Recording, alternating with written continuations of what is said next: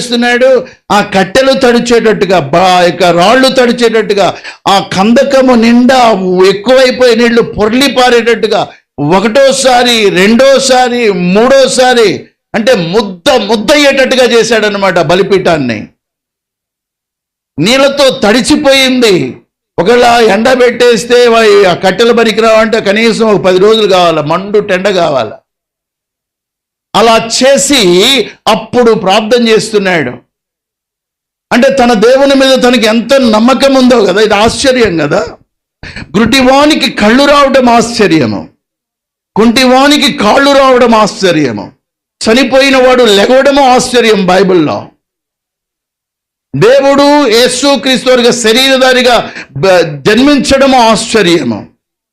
కానీ బాగా ముద్ద అయినటువంటి కట్టెలు, రాళ్ళు, గింజలు